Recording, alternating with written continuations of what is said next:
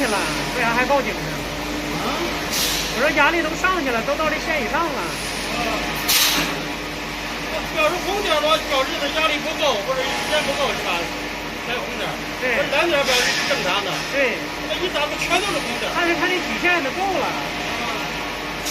你先开着一会儿看去，先看着。